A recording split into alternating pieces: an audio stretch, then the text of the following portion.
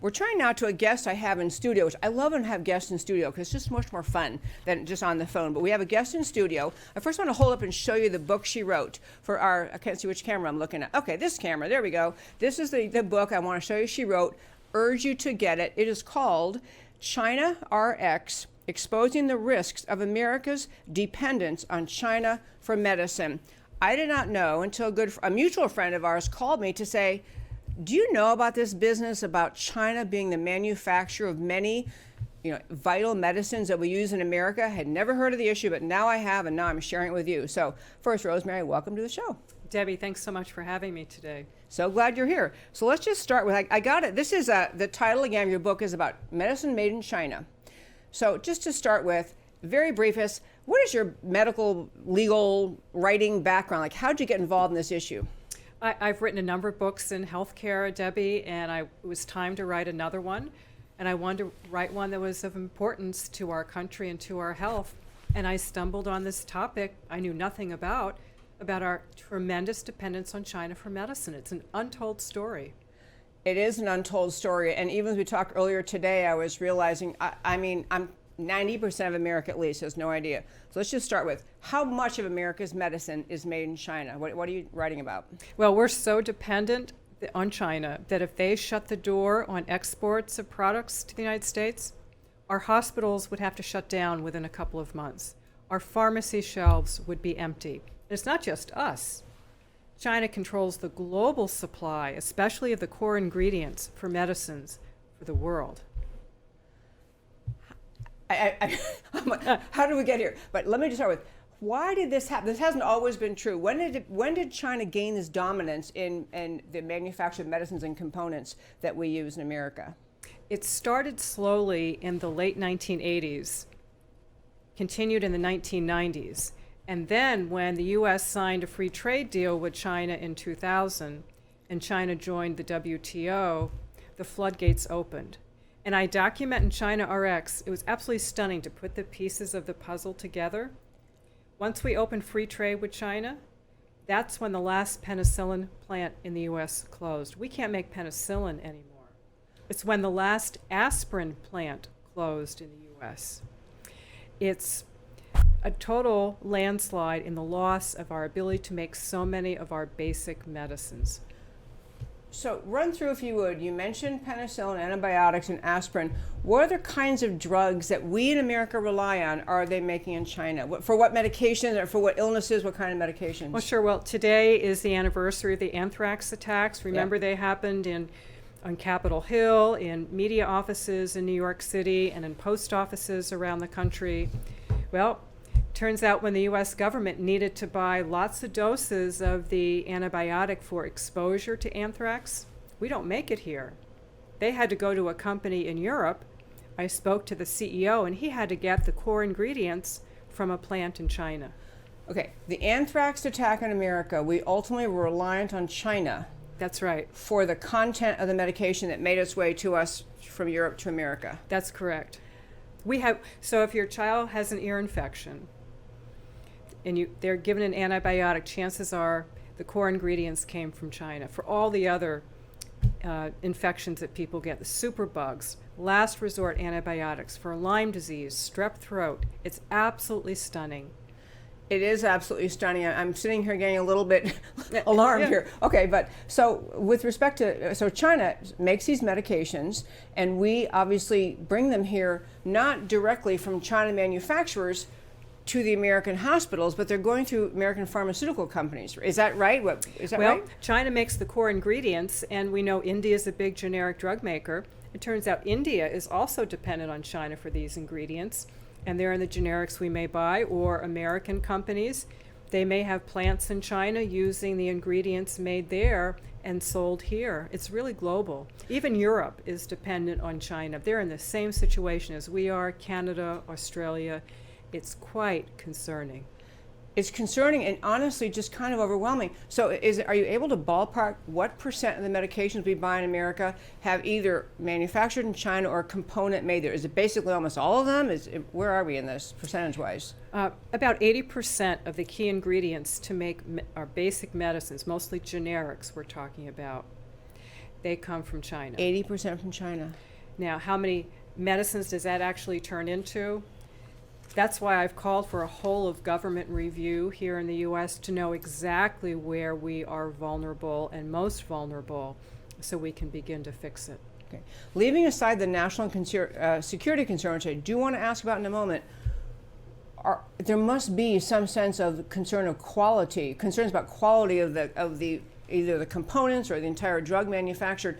You have some stories about that, right? Or the concern about the quality of the production? Oh, in sure. China? You know, right after China RX came out, there was a months-long recall of common blood pressure medicines that millions of Americans are taking, valsartan, losartan. And it turns out the worst culprit was a company in China, and there was a cancer-causing carcinogen in them. And the amount of carcinogen at the Chinese plant was 200 times the acceptable limit per pill. And this 200 times the acceptable limit for carcinogens per pill. Yes, and this is a carcinogen that's found in rocket fuel. Okay, so we at least, first of all, does the FDA go and inspect these Chinese plants? The FDA does inspect plants in China and around the world, but the way this was done, it was really behind the scenes, and they were not transparent with the FDA or the American public. Okay, so do we, as far as we know, this presence of this carcinogen in the medication you just talked about was accidental, or is that are we worried about why it was done? China did it it was economically advantageous. It was cheaper for them to make it this way, and that's why it was done. They weren't out to kill anybody, but the fact that they were selling it, and they knew that there was a problem with the medication. They knew that it didn't meet specification, but they sold it anyway to American pharmacies and hospitals. Okay, you were telling a story earlier, and when I was hearing the story, but about how the FDA inspected and got to a point where they said a certain number of medications made in this very large plant in China were no longer going to be authorized in America, and then the FDA kind of stepped back from that. Can you tell that story? Right, this is a great story about how dependent we really are, Debbie. So the FDA went into a big plant in China, and because of real concerns about quality, so the FDA had been getting reports about particles in medicinal products that shouldn't be there and bacterial contamination. So the FDA went in and they banned 29 products from that Chinese plant. But because we're so dependent on those products, the FDA had to exempt 15 of them from its own ban. And we're talking about ingredients for chemotherapy, for cancer treatment.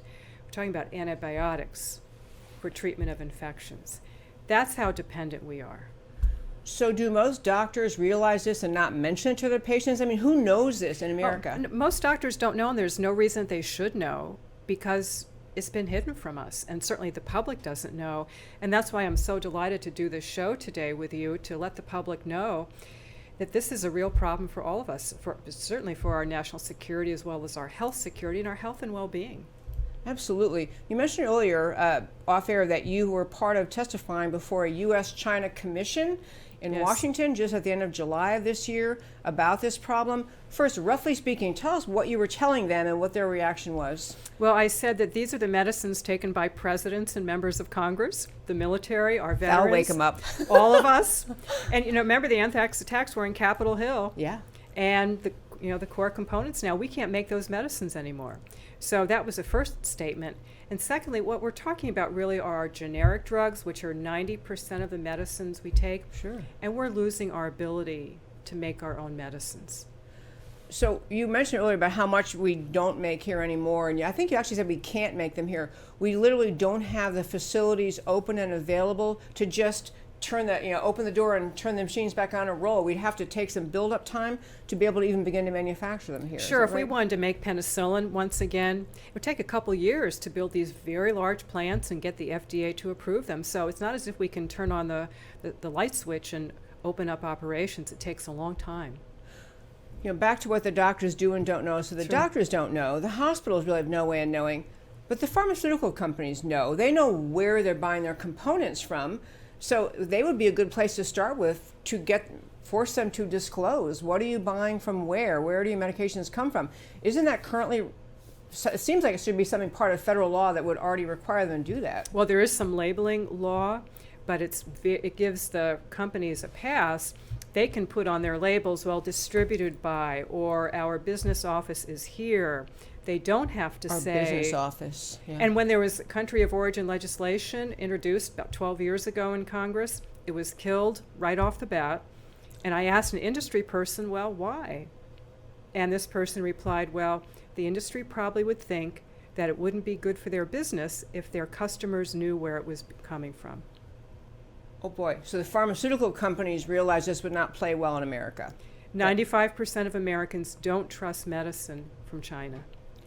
Oh, that was a poll done that 95%. I mean, That's right. I'm surprised it's not 100 actually, but okay, 95%. Yeah, and a lot of Americans remember when dogs and cats died from pet food that was contaminated, and the infant formula that contained an industrial chemical that hurt infants in China. So, And that was from China. Those that's two correct. things. Oh my gosh. Okay, so you've uncovered this. I mean, this book is incredibly rich and detailed, in depth, and worth reading to understand. But so you've uncovered all this.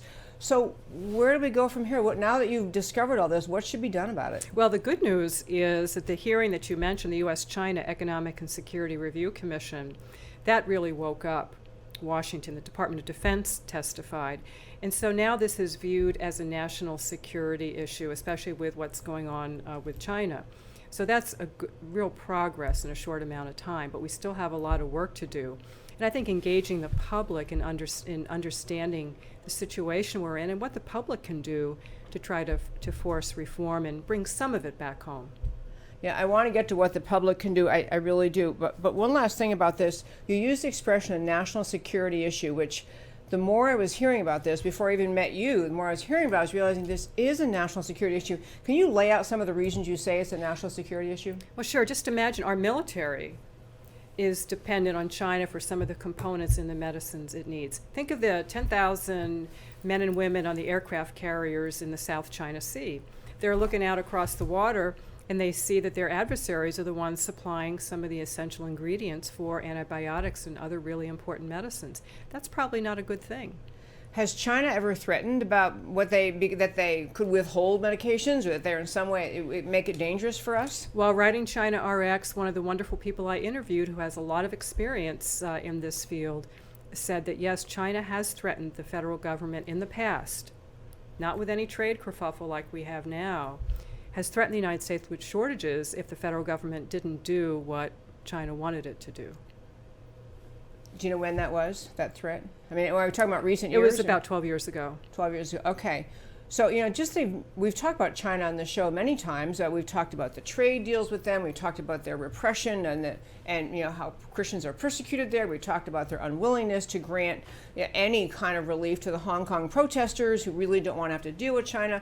I mean, it's an extremely repressive, totalitarian government. And the idea that they could use this, even in the smallest degree, even a little bit of intentional wrongdoing, to send the signal, it should be enough to make all of Washington wake up and say, we have to shift this medication and component production back to America, right? That's right. Well, the rare earths, about China controlling 80% of the rare earths, it's the same playbook. We hear a lot about that in the media. And oh my goodness, our cell phones and hybrid cars might be at risk. This is medicines, and when you control medicines, you really control the world. Oh, it is I believe it was Lenin, one of the extremely repressive, totalitarian leftists, communists, had that, if you control the healthcare system, you control the people. You will do what the government wants because you need them for healthcare. That's right. Okay, so now that you've alarmed us all, and our listeners may want to know, so what can the average person do about this? Sure. Well, I think a lot of people want to know, how does this affect me? Yeah. There's an appendix in China RX that can give advice on how you might be able to find out where your medicines are made. There's a website and other resources to find out. I recommend when you go to the drugstore and if you happen to pick up a prescription, ask the pharmacist if you can see the box that it came in and take a picture of it. See the name of the distributor, or it might have the name of the manufacturer, and call them up and ask them. Some of them will tell you, but unfortunately some of them won't. Oh, I'm sure. I mean, the pharmaceutical industry, I was just picturing while you were talking, the shift in the economics of prescribing drugs in America, even if you have generic drugs, you're not talking about the name brand, but the shift in the cost to bringing back manufacturing generic drugs even over a period of time, it costs more to produce things here, it costs more to pay people here. There are all sorts of expenses that go into the system in America before you get to the pharmacy, at the hospital, or your drugstore and get the medication. It just costs more here. And so I'm sure that's part of the pharmaceuticals company thinking is, we can't do it here. It'll drive everyone crazy because our costs will go up so much. Well, I think we need a little more information to actually come to that conclusion. So when you go to the drugstore and you pick up a prescription, what's behind that, let's say $20 prescription? There's some piece that goes to the manufacturer. There's some that goes to those that deliver it. Some goes to the pharmacy that's dispensing it. But there are a lot of other actors in there that take a share Take a little piece of that price. And I think we need more transparency on where that $20 goes, who's getting it, and what they're doing with it. There's multi-billion-dollar companies that are in there and distributing and signing contracts. And when we have more transparency, we'll have a better idea. I'd rather see more money go to good quality manufacturers and have a more efficient system to save costs for consumers. Fewer middlemen, fewer middle players. There you go. And the other thing that I think is very exciting, if we wanted to, is there's new technology to make pharmaceuticals. And we make potato chips with more innovation today than we do our pharmaceuticals. So there's technology today. And I went down and visited at a biotech park. And they're making 1,000 pills of a really important antibiotic in a box, a layperson's language, in a lab in 24 hours, continuous quality control. We can make it at lower cost, about 40% less per pill, if we would invest in this new technology. We'll have to put up the money for the investment, but once it's made, the actual manufacturing cost would be a lot less, and we wouldn't have to depend on China. And that would bring economic prosperity back to our country. Bring prosperity and just a sense of security Absolutely. and safety. You're not wondering what's in the drug you're taking. I just think that's... Absolutely. Oh my gosh. Well, you had one more story I want to get back to, and I kind of forgot about, but I want to go back to it. It was a story about someone who had was taking blood thinner medication, and maybe we touched on that, but there was a Yes. blood thinner medication, very common, that had, is that the one that had the airline? That's right. Go ahead. Yeah, we tell the story in China RX. It's the opening story of a Johns Hopkins trained physician who walked into a very well-known hospital in his community. It was late at night. He had a stomach ulcer, and they admitted him. And in the morning, he got a couple doses of this blood thinner called heparin. And Yeah. it's clearly documented within 11 minutes of getting that heparin, his heart began to fail, and all his other organs began to fail. Shut down. The following week, he had to have his heart taken out because it was gone. And he was put on an artificial heart machine. And he waited for several months for a transplant. Meanwhile, the following month, he's sitting in his hospital bed at the hospital with his wife next to him, watching the evening news, and he hears on the news about contaminated heparin from China. Turns to his wife and said, "Oh my God, I got a lot of heparin. I wonder if it was contaminated." Okay. Now, it's always tricky to show cause and effect. Right. But what other explanation is there in this otherwise 46-year-old healthy man? But he subsequently died. He did. Oh, He I was did hoping die. you were to have a good story ending that story. Okay. It's a real terrible tragedy. And there were hundreds of Americans that died because of contaminated heparin, again, done for economically motivated reasons in China. And there's no accountability. None whatsoever. Well, I think you're going to change that. My We sense have is to you're going change to it. change that. Well, all of us together have to change it. Well, that's one thing I was going to say. Again, this book that we're talking about, Rosemary Gibson wrote, is called China RX, Exposing the Risks of America's Dependence on China for Medicine. This is what it looks like. Order it from Amazon, just like I did. And if you get informed enough, the thing I think we can do, because I always get listeners asking, well, what can we do about it? Tell your 25 best friends, number one. And then number two, if there's legislation or even mention to your congressman, hey, I read this book. I'm concerned. Why don't you guys look into this? Because if Congress gets a sense the American people are behind this, or the president gets a sense the American people are aware of this, when they move to act, they won't meet the resistance they sometimes do, or they may meet resistance from people saying, wait a minute, you're proposing a law that's going to make my medicine cost more? No, thank you. But if we realize the danger we face because China is making our medications and the components that go to the medications, then I think Congress will have the, just be determined to do something about this. And Congress will be having hearings in the next couple of months, so it's prime time, it's on their radar. And I want to let your listeners know that we donate proceeds for good causes from China RX. Oh, that's great. Okay, even better reason to buy the book, because they donate proceeds to good causes. Okay, Rosemary Gibson, I'm so impressed. I was telling you earlier before we came on the air, I couldn't write this book. This is a serious medical researcher's mission type book, but honestly, really waking many people in America up to this incredible national security threat. But I wrote it so everybody can read it. Yes, it's readable. It's wonderful. I hope you'll read it. Okay, Rosemary, thank you so much for coming Debbie, in. thank you so very much. Loved having you here. Thank you so much. Bye-bye. Bye. Okay, folks, I'm telling you, greatest book. You got to do it and think about this issue. As you were hearing from Rosemary a moment ago, if most doctors don't know and the hospitals don't know, then all of us are kind of operating in the dark, operating in the in the realm where we think we understand we're getting safe and healthy medicines. After all, we're coming to a hospital or a doctor's office in America. It's always safe here. And we're taking medications manufactured in China, which have both a tremendously dangerous potential national security threat and don't have the standards we would have in place in America for production of medicines that will save and protect our lives. Rosemary Gibson, China RX, got to do it.